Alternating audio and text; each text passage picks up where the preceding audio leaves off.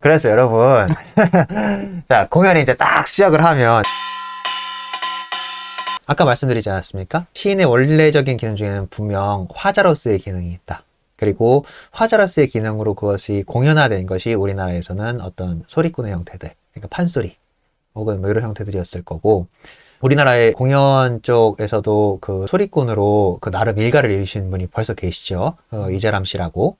이재람 예술가가 유명해졌던 게 그거 아닙니까? 그러니까는 브레이트의 사천의 선이라던가 억척가, 혹은 고전 중에 이제 그 해밍웨이의 노인과 바다, 이런 거를 우리나라도 소리꾼의 형태로 그 이야기를 들려주는 이러한 예술을 만드는 걸 독보적인 위치에 서 계시지 않습니까? 그러니까는 저는 이 예부기니 오네기를 읽으면서 그런 생각이 든 거예요. 우리가 이재람이라는 이 예술가를 배우로 인정할 수 있다면, 배우의 개념으로 받아들일 수 있다면, 예부게니 오네긴의 시를 낭송하는 이 행위, 이 자체도 배우의 기능 중에 하나가 분명할 것이다. 그래가지고 요 이야기를 전달도 해드리고, 더불어 푸시킨이라는 사람도 우리가 더 깊게 알아가고, 배우의 기능으로서의 확장, 이런 것도 같이 고민할 수 있는 시간이 된다면, 우리 지금 연극판에 있는 어떤 이 낭독회라는 것이 어떤 본편을 만들기 이전에 어떤 그 프리 프로덕션 단계 뭐 이런 걸로 인식되잖아요. 그런 게 아니라 우리 언어로 적극적으로 시어의 감각을 살려내고 운율을 살려내서 배우들한테 그런 언어를 줄 수 있는 모종의 작품이 탄생할 수 있다면, 그래서 그런 감각들을 아예 살려낼 수 있다면 배우의 기능은 더 확장되는 거거든요. 배우의 기능이라는 것이 정말 단순히 역할 연기에 끝나는 것일까? 그래서 요 예부게니 오네기를 한번 오늘 읽어드리면 어떨까라는 생각을 하는 겁니다. 그래서 오늘 또 드디어 도트레님이 큰 역할 하실 거예요. 오늘은 도트레님이 모든 이야기 전달을 다 해드릴 겁니다. 그럼 오늘 도트레님이 중심이 된 드디어 이 편의 도트레님이 중심이 된 이야기 한번 잘라서 읽어드릴 거지만 들어보시죠. 예부게니 오네긴 1장 우울증.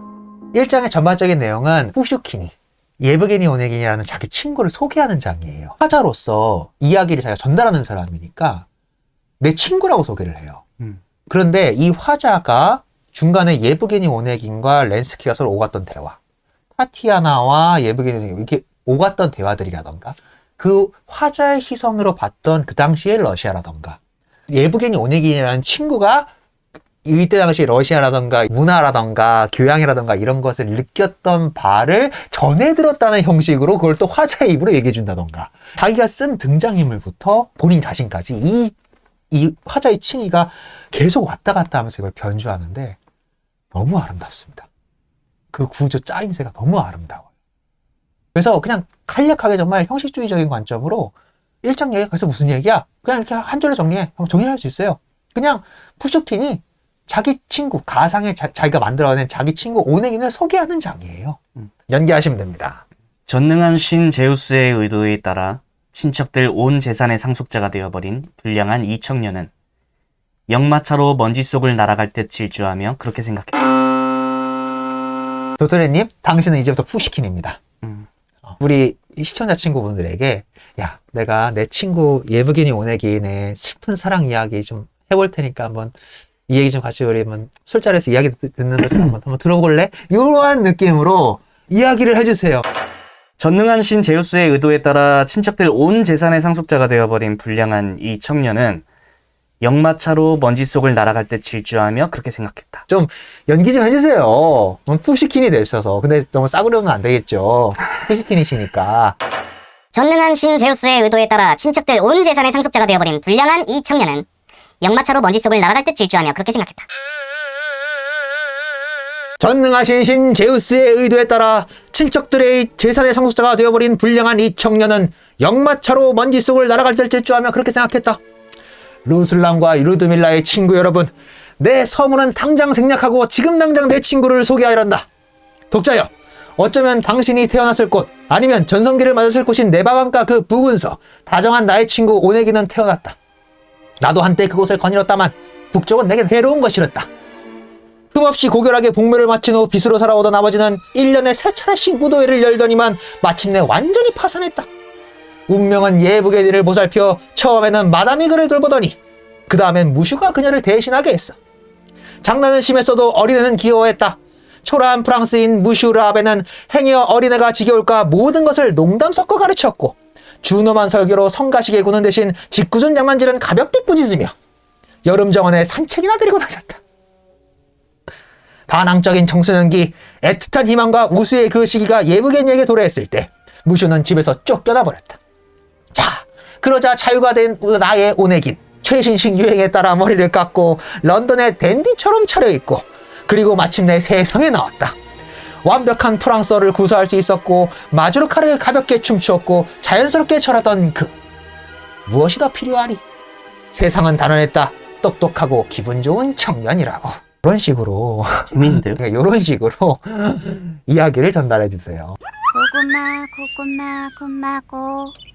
고구마 우리 모두 어렸을 때는 배운 것들이 조금씩 있고 다 그러지 않습니까? 근데 이 예브게니 오네긴, 이 푸시킨이 회상하는 예브게니 오네긴은 자기가 만들어낸 친구지만 그런 놈이에요. 아버지가 귀족인데 노름빛 하다가 파산해버려가지고 그래가지고 자식 교육에 신경도 안 쓰고 그냥 마담하고 무슈라베한테 이 교육 좀 시켜 그래가지고 그냥 해놓은 거예요. 근데 벌써 마담 무슈라베 이런 데서 벌써 나오죠. 그러니까는 요때 당시에 러시아의 귀족층은 무조건 프랑스어를 썼어요. 자국어인 러시아를 안 썼거든요. 그런 걸로 이 계급을 나누는 거예요. 그러니까 프랑스어를 쓰는 게 그 당시 귀족층의 문화예요. 그러니까 프랑스에서 이민 온 사람들한테 자기 자식 교육을 맡겼거든요. 그러니까는 러시아인이면 러시아어가 모국어야 되는데 제1 모국어가 프랑스어가 되는 게 그때 당시 귀족층의 일반적인 형상이었습니다. 이런 거를 알 수 있는 거예요. 이런 그 당시의 러시아 문화를 이러한 대목을 통해서 다 알 수 있는 거예요. 아니나 다를까? 오네긴도 그렇게 큰 겁니다. 그런데 그렇게 배우고 겉멋만 배우니 이 오네긴이라는 놈이 어떤 놈이냐? 결국에 그냥 뭐 프랑스어 배웠고 뭐 고전에서 몇 구절 배우고 그런 거 몇 개 암송하고 있으니 그러니까 뭐 교양 자랑하는 것쯤은 식은 죽 먹기고 그리고 이놈이 또 재치가 좀 있어가지고 어디 가가지고 자기가 모르는 주제에 나오면은 모르지만 아는 척하고 가만히 입 다물고 가만히 앉아있다가 자기가 조금이라도 아는 것 같으면은 그 순간 비집고 들어가지고 저 그거 알아요. 저 그 정도 교양은 됩니다. 라고 우리 도토리님이 자주 하시는 거 있죠. 그런 거 하고 그런데 그런 거 하고 이제 싸구려처럼 보이기 싫으니까는 그것을 그 순간 재치로 비틀어가지고 그 좌중을 웃기게 만들어서 인기인이 되어버린. 그리고 겉은 화려해야 되니까는 영국식 댄디로 최신식 유행하는 머리 스타일로 깎고 그리고 이제 댄디를 딱 차려입어가지고 기분 좋은 호청년이 된 사람. 그 사람이 우리의 예브게니 오네긴입니다. 라고 지금 푸시킨이 소개를 하는 장이에요. 그놈의 속살 우리 다시 한번 좀 더 느껴보시죠. 그의 라틴어 실력은 인용구나 이해하고 유베날리스를 들먹이고 편지 끝에 메일? 하지만 로물루스 시대부터 오늘까지 지나간 나날들의 우스운 일화만은 기억 속에 새겨두고 있었다. 그러니까 내용을 완벽하게 이해를 못하니까. 그러니까 이 푸슈킨이 지금 이걸로 예브게니 오네긴을 설명하면서 푸슈킨이 예브게니 오네긴을 어떻게 바라보고 있는지에 대한 시선이 드러나는 연기를 찾아내야 되는데 6년 오늘날 라틴어는 유행에서 사라졌다. 하여 진실을 밝히자면 그의 라틴어 실력은 인용구나 조금 이해하고 유베날리스나 들먹이고 편지 끝에 말레, 안녕이라는 인사말쯤만 덧붙이는 정도. 실수는 할지언정 아이네이아스 두 줄가랑 암기하는 그런 정도. 먼지 쌓인 연대기를 파헤치며 이 땅의 역사를 연구하는 취미 따위 그에게는 영 없었다. 하지만 로물루스 시대부터 오늘까지 지나간 나날들의 우스운 일화만은 기억 속에 새겨두고 있던 것이었다. 우리 오네긴이라 내가 밖에서는 똑똑한 청년인 것처럼 보이지만 이런 정도예요. 라는 게 지금 느껴지시죠. 이게 화자로서 이야기를 전달하는 방식입니다. 예브게니 오네긴의 성격, 출생, 그가 갖고 있는 지식의 정도, 그리고 그의 재치, 입담, 그리고 그의 사고 방식 이런 것까지 지금 다 이 초반부에 소개가 되고 있는 거예요. 그런 걸 쭉 한번 또 추적해보죠. 21년 사방의 박수 소리. 오네긴은 들어서서 사람들 발발 우며 1등성을 향해 헤쳐간다. 그러는 와중에도 견눈질로 특별석에 낯선 기부인들을 쌍경들어 훑어보니 모든 층을 둘러보고 모든 것을 다 보아도 얼굴이며 의상이며 끔찍이도 마음에 들지 않는다. 사방의 신사들과 인사 나누고는 그 다음엔 무대 위를 지극히도 산만하게 흘끗 한번 쳐다본 후 고개 돌려 하품하며 내뱉는 말. 모두 바뀌어야 돼. 발레라면 오랫동안 참을 만큼 참아왔지만 이젠 정말이지 다들 실증 난다. 또 여지없이 사격에 간 거예요. 또 어떤 여자를 꼬셔볼까, 어떤 기부인 한번 꼬셔볼까. 그러니까 막 발발 비면서 가잖아요. 가서 봤어. 아니나 다를까? 떡칠 화장에 똑같은 드레스에 다 마음에 안 들어. 그럼 발레나 좀 볼까? 발레는 좀 꼬실 만한 여자 있을까 해서 흘끗흘끗 봐. 거기에 뭐 미가 있는지 뭔지 아무도 몰라. 그러면서 또 하는 소리 뭐라고 얘기해요? 이제 다 실증 난다. 이런 여인 또 있어요. 29연. 환락과 욕정의 시절 나는 무도에 미쳐 있었으니 사랑 고백이나 편지 전달에 그보다 더 확실한 곳은 없다. 오, 점잖은 남편분들, 이 몸이 서비스를 제공할 테니 경고하는 나의 얘기를 명심해 두시길. 그리고 또 어머님들, 오페라 글라스 똑바로 지켜들고 더 확실히 따님 뒤를 뒤살피시라. 그러지 않으면 그런 불상사가 있어서는 안 되겠지. 나 자신은 뒤집기를 그만둔 지 오래라서 이런 말 쓰는 거다. 후식이 지금 무슨 감정으로 이렇게 얘기하는지 아시죠? 오네긴 같은 놈한테 딸 낚아채면 되니까 후식들 하시라. 오네긴 지금 그 정도로 위험한 놈이다. 지금 얘기하고 있는 거예요. 바로 30년. 갖가지 이유들로 난 민생 많은 것을 망쳐버렸다. 그래도 풍습만은 나빠지지 않았다면 무도이만큼은 지금도 즐겼으리. 격렬한 젊음과 북적댐과 광의와 즐거움을 난 사랑한다. 여인들의 신경 쓴 옷차림도 그네들의 작은 발도 사랑한다. 다만 날씬한 여자 발은 러시아를 통틀어 단 3쌍도 찾아보기 힘들리라. 그녀의 두 발을 우울하고 싸늘해진 지금도 난 여전히 그 발을 기억하며 꿈속에서 가슴 두근대노라. 푸시킨 본인의 얘기예요. 그러니까 이 전년이 뭐였어요? 오네긴의 방탕한 생활 때문에 이 겉허식만 가득 차고 알맹이는 하나도 없고 여자만 후리고 다니려고 하는 이런 놈들을 어머니 아버님들, 이 관중들은 조심들 하셔라잉. 이런 놈 남편으로 삼으면 된다잉. 가산탕진한다잉. 이렇게 얘기해두고 뒤에 오면은 자기도 그와 똑같은 시절을 보냈다라고 고백을 해요. 자기 고백을 해. 이게 푸시킨의 위대함이거든요. 숨기질 않아요. 이 화자층의 연기의 이 변용. 이 전에는 오네긴을 설명하는 푸시킨 화자의 본인이지만 오네긴의 가슴 속에 들어가서 그의 감정도 전달을 해야 하고 그 감정을 전달하는 와중에 관객들한테 제3자, 세설자의 시점으로 경고도 해야 하며 그런데 그렇게 경고해 놓고 오네긴을 욕해 놨는데 되도록게 생각해 보니 나도 젊었을 땐 X였다 이거야. 작가로서의 진실성도 획득되고 푸시킨 본인으로서의 진실성도 획득되며 낭만성도 본인이 갖고 있는 것과 동시에 도덕성도 보여주고 도덕성을 보여주는 와중에 관객들한테 일종의 교훈까지 익살스럽게 경쾌하고 밝게 전달해 주잖아요. 이 모든 거를 두연이니까는 딱 28회 약강 사복격으로 전달하고 있는 겁니다. 38년 이제쯤 그 원인이 밝혀졌어. 아까 우리 오네긴이 막 실증 난다고 그랬잖아요. 응? 왜 실증 나면서 이제 얘가 막 어떻게든 또 여자 한번 후려보려고 요 얘기를 안 해드렸네. 그때 당시에 러시아 귀족층들 사이에서는 그런 게 유행했대요. 젊었을 때 자기가 몇 명의 이성을 사귀었는지 리스트로 적어놓는 게 유행이었대요. 그래가지고 그 리스트를 서로서로 막 돌려보면서 막 낄낄댔다는 거예요. 좀 천박한 거지만 그 리스트를 돌려보면서 야 너 몇 명이 너 얘 만났었어? 이런 거 유행이었대요. 근데 우리 오네기는 그런 게 다 실증 난 거야. 그럼 이놈이 도대체 지금 왜 저렇게 실증을 내고 세상사 따분하다고 세상사 아무 의미 없다고 저딴 헛소리를 하고 있나? 그걸 내가 화자로서 지금 파악을 쭉 해보니까 알겠다. 이제쯤 그 원인이 밝혀졌어. 마땅한 병. 영국산 스플린과 같은 흡사한 병. 한마디로 러시아산 우울증이 그를 조금씩 갉아먹게 된 것이었다. 권총으로 자살을 시도해볼 마음까진 다행히도 없었지만 하는 데는 완전히 흥미를 잃은 거다. 사람들 모인 곳엔 차일드 헤럴드처럼 음울하고 권태로운 모습으로 나타나고 사교계의 헛소문도 보스턴 게임도 다정한 눈길도 거침없는 한숨도 그 무엇도 그에게는 감동을 주지 못하였고 눈에는 아무것도 들어오질 않았다. 1장의 제목이 뭐예요? 우울증이에요. 그러니까 이런 데서도 보세요. 그 당시 러시아 귀족층이 푸시킨의 눈으로 보기엔 민중들보다 한참 사치스럽고 더 풍요롭게 삶에도 불구하고 그 삶 속에서 막 항상 더 재밌는 거, 더 재밌는 거, 더 재밌는 거. 이렇게 인상을 향락적으로 살아가는 사람들의 끝에 뭐가 온다는 거예요? 우울증이 온다는 거예요. 근데 이게 귀족층 내에서는 그러면서 막, 맞아. 나 우울증 있는 것 같아. 요즘에 너무 힘들어. 라고 막 귀족층끼리 얘기하는 걸 딱 이게 밭을 열심히 일구고 있는 농노가 한번 쳐다본다고 생각해 보세요. 그 병이 우리 예부견이 은행한테 온 것 같다 이거예요. 이렇게 까는 겁니다. 이렇게 까면서도 동정도 해줘요. 응?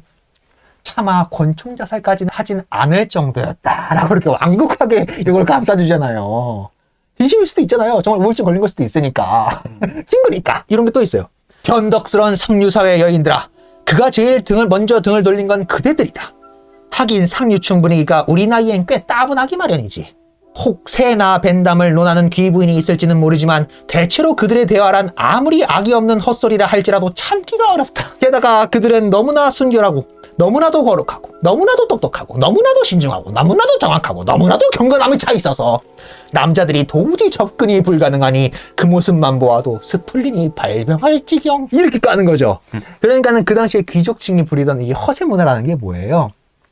읽어보지도 않아. 근데 애덤 스미스의 국부론이라는 게 지금 이 지식계에서 핫하대.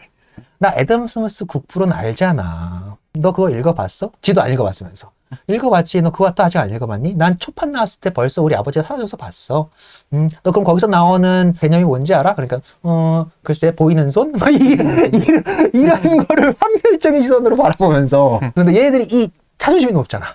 저 여자를 꼬시고 싶어. 어떻게든 오늘 내 침대 위로 한번 내려오고 싶어.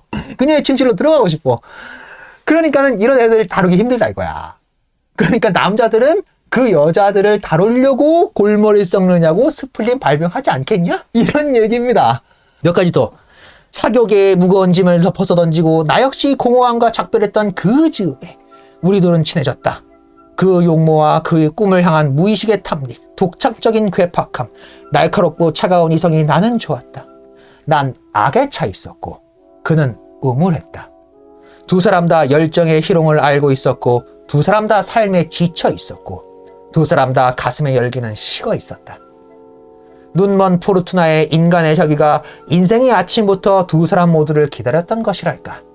화자인 자신도 이미 욕을 많이 먹었거든요. 부시키 그 당시에.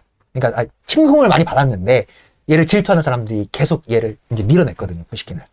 처지가 같아지니까 만나지게 되더라 이거야. 그래서 그맘때쯤 만나가지고 우리 오네기는 사귀었다 이겁니다. 1장의 마지막 어떻게 끝나느냐. 오네기는 나와 같이 이국 땅에 가볼 참이었으나 운명이 곧 우리를 오랜 기간 갈라놓았다. 때마침 부친이 세상을 떠났던 것.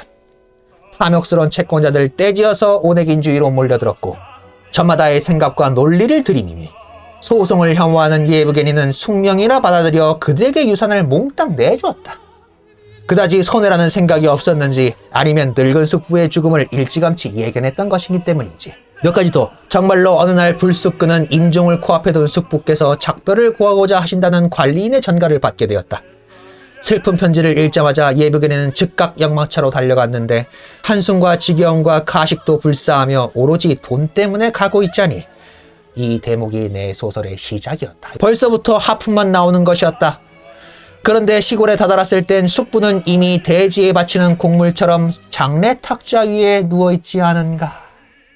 예부게니 오네기니 그나마 유산소서 받을 수 있는 숙부가 돌아가셨다는 연락이 온 거예요.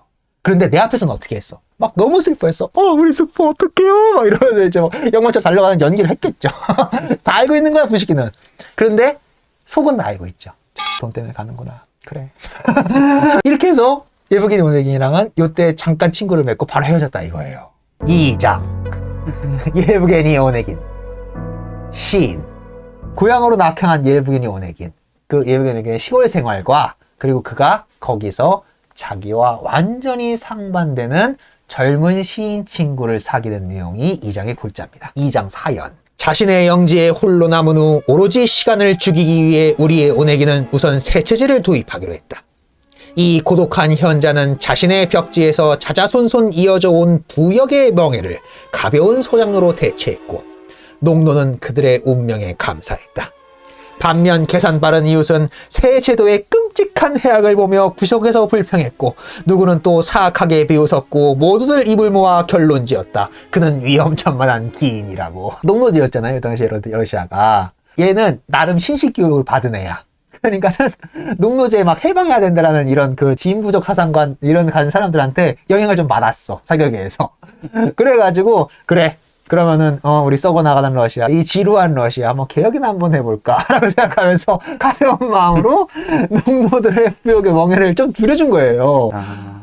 6년 그즈음 시골의 새로운 영주가 또 한 명 등장하여 마찬가지로 이웃들의 준엄한 논평의 대상이 되었으니 이름은 블라디미르 렌스키. 괴팅겐의 영혼 그 자체인 미남이자 열혈 청춘 칸트의 숭배자요 시인이었다. 안개 낀 독일에서 그가 수입해온 학업의 결실이란 자유를 원칙 삼는 몽상과 격하고도 꽤 기이한 성질, 한결같이 열광적인 말투, 어깨까지 내려오는 검은색 곱슬머리였다. 자, 드디어 우리 렌스키가 등장합니다. 독일 유학파야. 칸트 숭배자의 몽상가고 독일 괴팅겐에서 수학하고 왔어. 그리고 자유를 원칙 삼아. 벌써부터 보이죠? 이런 단어들 딱 들으면은 요때 다닐 사람들은 바로 알 수 있어요. 뭐? 낭만주의 숭배자예요. 낭만주의 하면 독일이거든요. 사실 뭐 낭만주의 설명하면 뭐 영국 낭만주의 따로 있고 프랑스 낭만주의 따로 있고 독일 낭만주의 따로 있습니다만 독일이 러시아 입장에서 보기에 제일 지리적으로 가깝기도 하고 그래서 요때 당시에 귀족 자제들은 독일의 괴팅겐에 있는 대학에 가서 독일에 있는 그 선진 철학 예술, 문화, 시 이런 것들 다 배워왔는데 요때 당시에 득세했던 예술이 뭐? 낭만주의 예술이거든요. 그게 모든 예술의 규범이자 규칙이었어요. 아니죠. 다른 한편으로 뭐가 있어요? 신고전주의가 있죠. 그래서 고전주의와 낭만주의가 동시에 수입돼 와 오고 그거를 다 같이 배워온 젊은 혈기의 차네. 근데 젊은 혈기의 차애들이 보기에는 고전주의는 규범 꽉꽉 올가매고 도덕적으로 살아라는 거, 이성 지켜라, 이런 인간은 얼마나 고르게 느껴질 거야. 그러니까 자유로움을 강조하는 낭만주의에 끌릴 수밖에 없었겠죠. 그에 반해 그 낭만주의 속에서 그 모든 것을 내가 이미 다 알았고, 난 그것에 대해서 이미 염세를 느꼈고 하는 오네긴과 만나는 장이 이 장의 핵심입니다. 이 완벽한 형식적 구조, 인물 구조 내에서도 그러니까 이런 구조들이 있어요.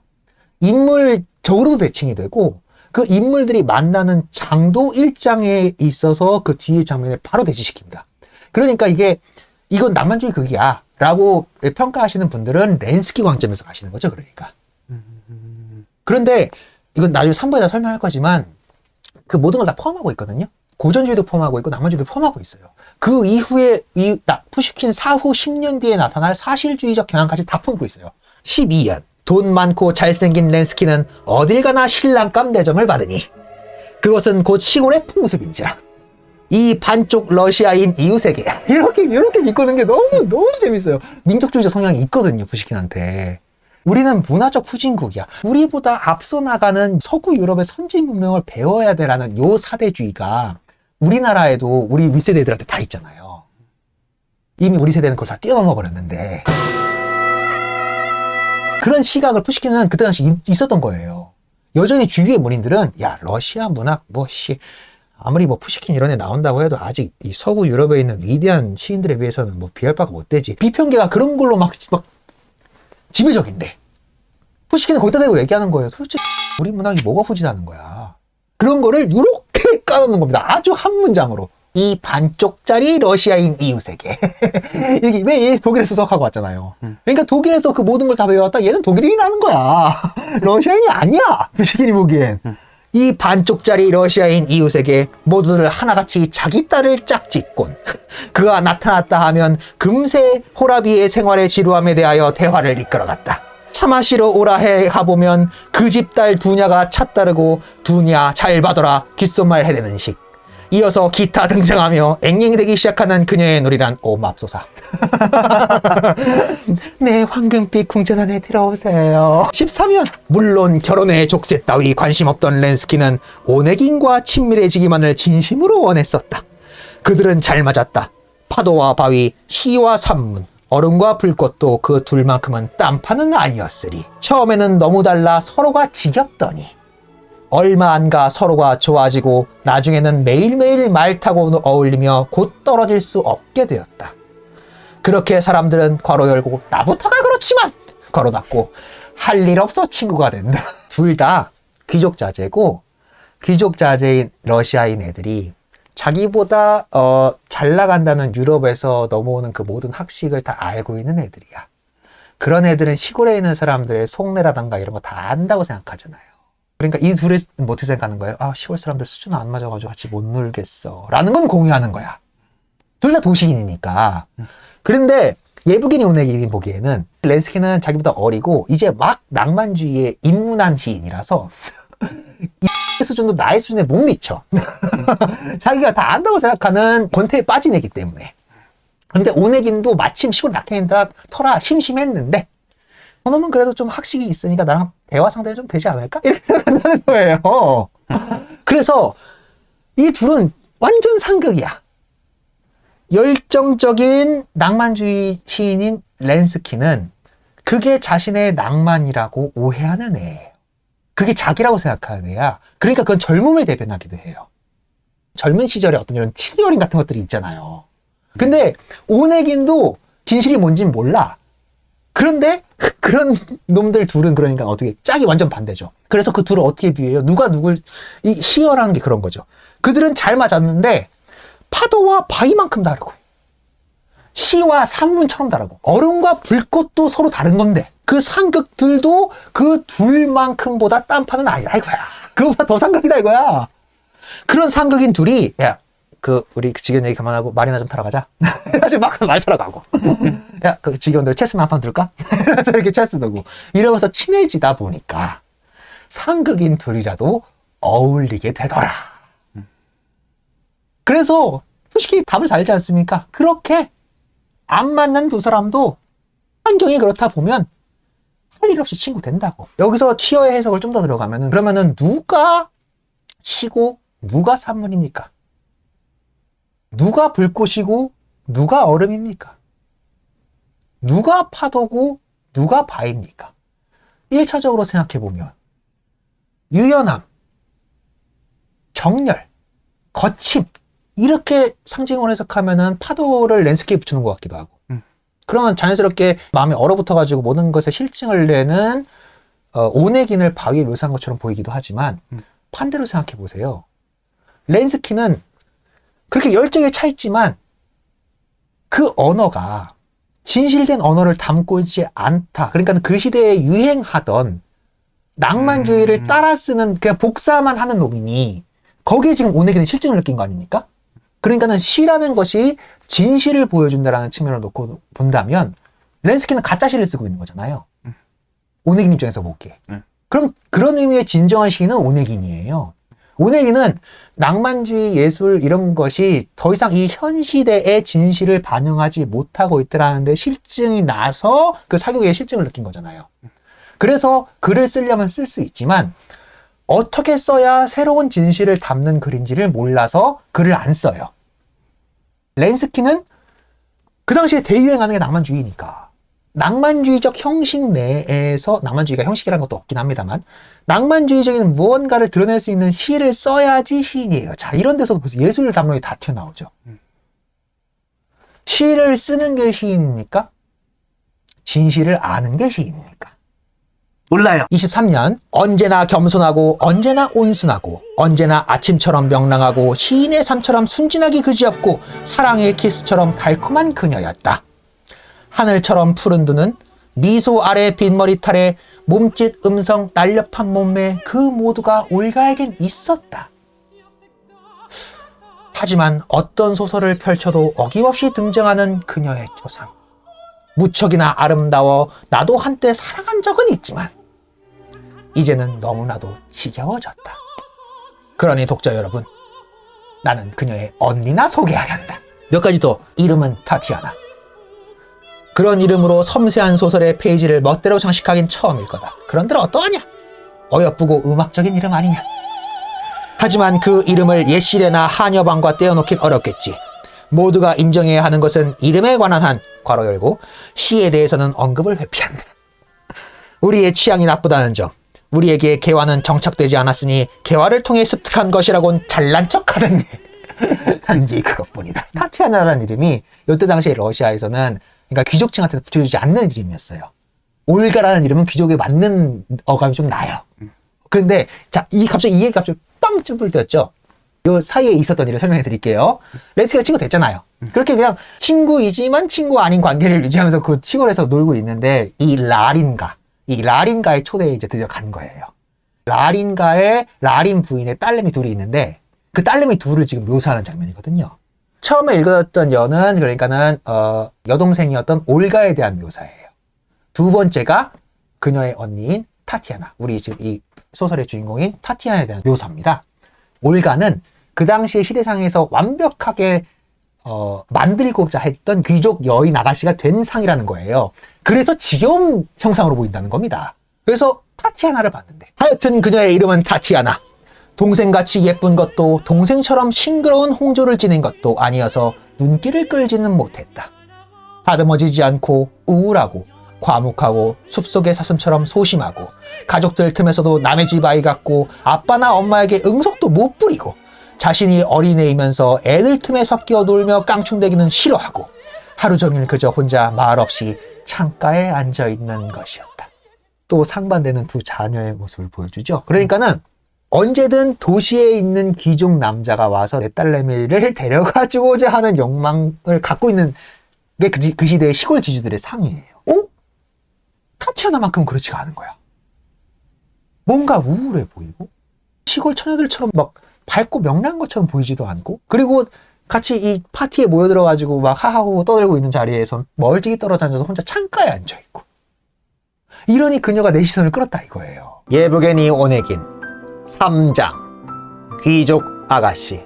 렌스키가 제가 설명을 안 하고 넘어갔습니다만 완벽하게 만들어진 그 당시의 러시아 귀족 아가씨였던 올가에게 홀라당 빠져버렸어요. 그러니까 이런 데서도 벌써 이 낭만주의를 허위로 바라보고 가짜로 바라보는 푸시킨의 시선이 다 드러나죠. 제목을 또 그리고 귀족 아가씨로 드러났잖아요. 그런데 3장의 본래 내용은 렌스키가 올가한테 빠져가지고 오네기는 거기 하기 싫은데 자꾸 라린가에 놀러 가자고 맨날 재촉해. 그래서 가기 싫은데 맨날 가게 되는 거예요. 여기서 우리 타티아나가 오네긴에게 흠뻑 빠지는 장면이 3장 내용의 전부입니다. 그리고 빠지는 과정까지의 그 타티아나의 마음의 상태라던가 이런 것을 푸슈킨의 언어로 묘사해 줌으로써 뭐라는 거예요? 진정한 귀족 아가씨란 무엇인가를 탐색하게 하죠. 7년! 그런 쑥떡공론을 타티아나는 괴롭게 들으면서도 속으로는 알 수 없는 기쁨에 저도 몰래 그것을 생각했고 가슴속의 상념은 깃터만 같다. 때가 왔고 그녀는 사랑에 빠진 것이다. 대지에 떨어진 씨앗이 봄의 불길로 생명을 얻듯 그녀의 상상력이 안일과 애수 속에 타오르며 운명의 양식을 갈망한 지도 이미 오래.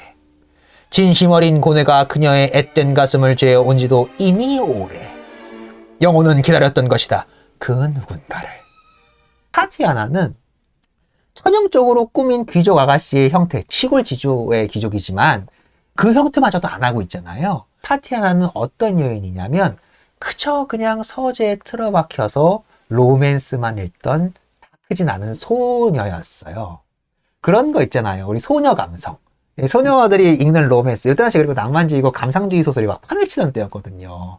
그러니까 백마탄 원장님. 이런 것들을 소설로 머릿속으로 얼마나 그려냈을 거예요. 내가 이렇게 수더분하고 수수하고 꾸미지도 않고 올가만큼 이쁘지도 않고 평범한 얼굴이고 이렇지만 언젠가 이런 나를 구원해줄 왕자님을 로맨스 소설을 보면서 상상력만 키워내가 타티아나예요. 구현. 그녀는 이제 다시 없는 집중 속에 달콤한 소설을 읽고 다시 없는 생생한 황홀 속에 매혹적인 기만을 들이켰다. 공상의 행복한 위력으로 되살아난 창조물들, 쥘리 볼마르의 연인, 말렉 아델, 드리나르, 반항적인 순환자 베르테르, 그리고 우리에게 잠을 불러오는 저 유일무이 그랜디슨. 그 모두가 이 다정한 꿈 처녀에게는 하나의 형상을 띠고 오로지 그 형상이 오네긴과 합쳐졌나니. 베르테르는 유명하신 거 아실 테고, 앞에 있는 말레가델, 드을리나르 이런 사람들이 다 그때 당시에 감상주의 소설에서 그 풍겨지는 댄디한 남자상, 뭐 여인의 사랑에 죽고 못 사는 남자상 이런 인물들이에요. 그리고 그 밑에 있는 그랜디슨이 그 당시에 감상주의 소설로 잘 나가던 대중작가였습니다. 수많은 남자들이 막 왔다 갔다 했을 거 아니에요, 자기 집에. 그런데 하나같이 천편일률적이었어. 다 하나같이 렌스키 같은 놈들이었던 거예요. 그보다 떨어지거나. 진지하고 멋진 남자가 언젠가 내 앞에 나타날 거야! 라고 하면서 그 상상만 끼워오는 그 타티아나였는데, 오네기는 이 집에 오기 싫었잖아요. 그래서 얘는 숨기지 않아. 다 지루해, 막. 그래서 혼자 저기 막 구석에 처박혀가지고 혼자면서 그냥 앉아있기만 해. 이 모습에? 그 감상주의 소설 이상형으로 꿈꿔던 그거를 확 겹쳐진 거예요, 이게. 타티아나한테. 허세 겉멋지들은 저 염세적인 분위기를 풍겨내고 귀차니즘과 뭔가에 빠져있는 그 잘생긴 그 호청년의 그 이상형의 이미지가 겹쳐지면서 드디어 타티아나의 마음속에 사랑의 불길이 일어나고 만 것입니다. 타티아나, 사랑스러운 나의 타티아나, 나는 지금 너와 함께 눈물을 흘린다. 이중적 감정이 다 드러나지 않습니까? 사귀면 안 되는데라는 것과 저 소녀의 불타는 사랑의 열정을 이해한다는 것, 이중적 눈물이 흘린다는 거예요, 푸시킨이. 유행 쫓는 폭군의 소나기에 이미 운명을 내맡겼으니 사랑스러운 너는 파멸할지나 그 전에 눈부신 희망으로 어두운 행복 불러 안일한 삶을 맛보리라.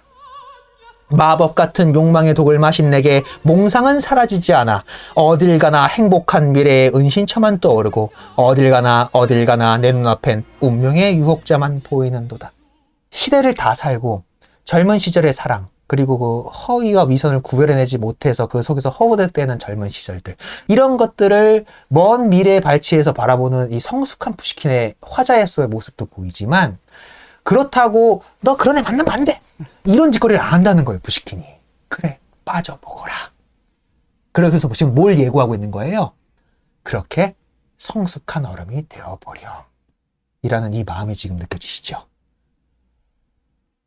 아이를 훈육하고 한 인간을 큰 어른으로 만들어내기 위해선 고난을 겪게 하지 말 것이 아니라, 차단할 것이 아니라, 어른인 나는 그걸 다 알지만 겪어보렴이라는 이 어른적인 성숙한 태도가 이런 시행에 다 드러납니다.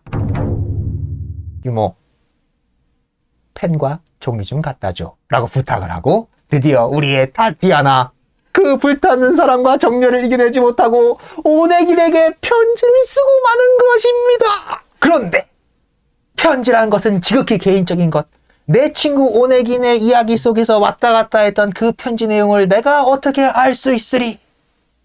그러면서 품에서 편지 하나 꺼내겠죠. 여기 그 편지가 있다. 왜냐면 내가 작자이니까. 그러면서 여러분에게 이야기의 재미를 위해서 이 아름다운 소녀의 편지를 한번 읽어드리리.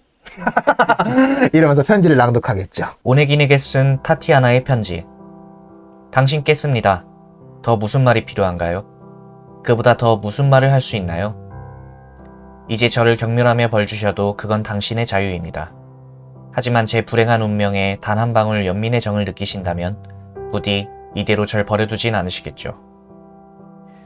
왜 우리를 찾아오신 건가요? 이친 마을의 총구석에서 난 영영 당신을 몰랐을 테고 쓰디쓴 고통도 몰랐을 텐데, 경험 없는 영혼의 흔들림도 세월 따라 가라앉고 누가 아나요? 마음 맞는 사람 만나 정숙한 아내, 온화한 어머니가 되었을 텐데. 여기서 끝내지요. 다시 읽기 끔찍하고 부끄럽고 두려워서 죽겠지만 내 마지막 보루는 당신의 명예, 그 앞에 과감히 나 자신을 맡깁니다. 이전의 낭만주의, 허세와 위세와 그리고 가든 장식으로 가득 찬 낭만주의 언어들의 실증이 난 푸시킨은 진정한 글이란 무엇인가라는 것을 추적하는데, 그 추적하는 것의 진실은 또 어느 곳에 있었다는 거예요. 의외로 진정한 사랑의 열병에 타게 된 한 소녀가 쓴 글에 진실이 있다라고 지금 예고하고 있는 거예요. 푸시킨이 보기에 도래할 글들은 이래야 된다는 거예요. 이렇게 타티아나는 과감하게 편지를 써서 오네긴에게 고백의 편지를 보내게 됩니다. 이 편지를 읽은 우리의 오네긴, 하루가 지나고 이틀이 지나도 그러는 와중에 드디어 3일째 됐는데 오네긴의 마차가 라린가의 앞에 당도하게 되는데 예부겐이 오네긴 사장 시골 예부겐이 오네긴이 타티아나를 찹니다. 끝이에요. 오네긴의 연설이 줄을 이루는 장이다. 그러나 그의 연설 가로 열고 개똥철학 은 타티아나의 진심 어린 사랑에 매우 가혹한 것이었고 그녀를 더욱 성숙해 한다.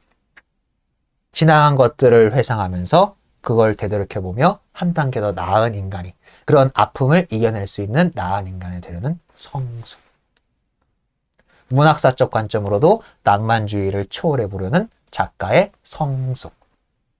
오네기는 점잖은 충고, 정말 점잖은 충고를 하거든요.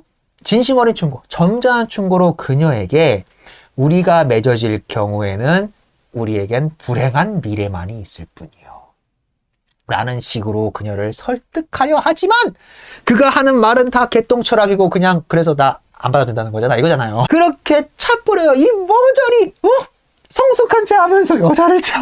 그 사랑을 외면해? 네가 뭔데 너무 성숙해라. 야 받아주는 게 성숙이지. 네가 뭐 세상 다 한다고 이런 겁니다 지금. 자 그러한 언어가 우리 시인의 언어로 어떻게 들어와 있느냐. 8년 지겨워라.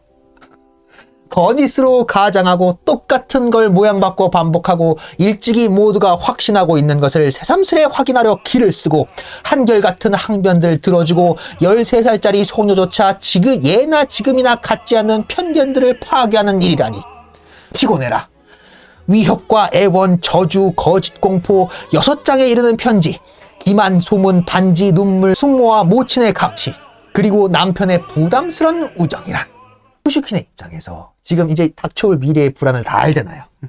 그러니까는 이제 짜증이 난 거야 하자가. 그러니까 요 이야기에서 잠깐 빠져나와가지고 이런 것들 때문에 애들이 상처받고 있다고 지금 이러면서 지금 이걸 지금 화자의 본심을 잠깐 잊고 이야기를 계속 얘기해줘야 되는데 이런 것들 때문에 지금 애들이 상처받잖아 하고 지금 푸시킨 본인의 내심의 언어를 지금 확 내뱉는 건데 숨기질 않아.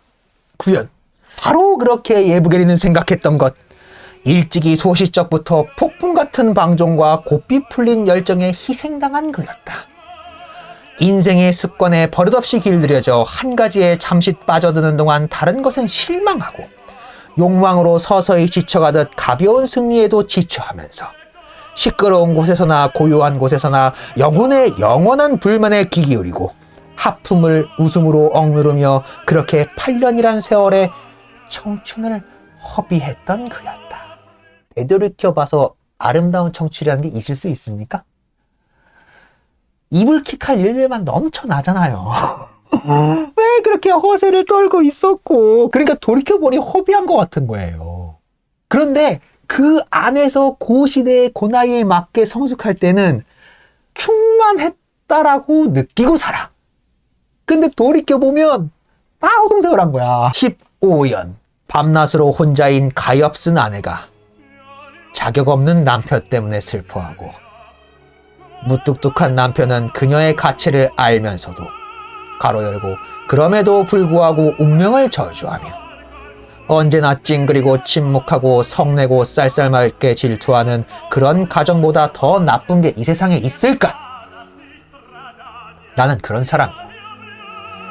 당신이 그토록 솔직하고 사려 깊은 편지를 내게 쓰면서 그토록 순수하고 뜨거운 영혼으로 찾아 헤매던 자가 그런 사람이었어. 과연 그것이 당신에게 예정된 가혹한 운명이란 말이오. 17년. 그렇게 예부게니는 설교했다. 눈물이 앞을 가려 숨 쉴 수조차 없이 반론조차 할 수 없이 타티아나는 들었다.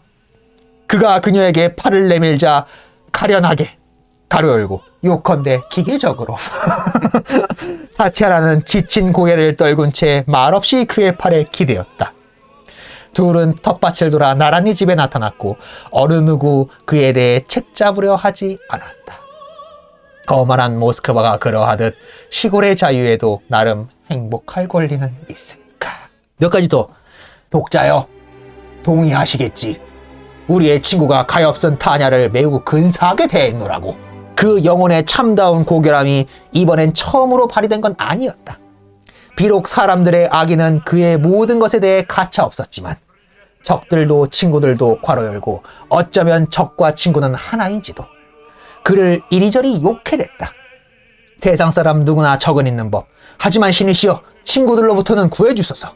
오, 나의 이른바 친구들이라. 그들의 이유 없이 떠오른 건 아니거늘. 푸슈킨한테도 오네긴과 같은 면모가 있죠. 그러니까 어떤 식으로 지금 대꾸를 짜고 있는 거냐면 푸슈킨의 문인들 속에서 처해 있는 처지가 오네긴과 똑같다는 거예요. 오네긴이 자기가 세상에서 다 아는 척 하면서 너 나랑 결혼하면 불행해져. 그러니까는 나랑 결혼하는 거 다시 생각해봐. 이런 식으로 거절하는 요 태도가 낭만주의가 득세하는 문인들 틈바구니 속에서 나는 낭만주의를 비판하고 싶어. 저게 아닌 것 같아. 저게 진실이 속해 있는 게 아닌 것 같아.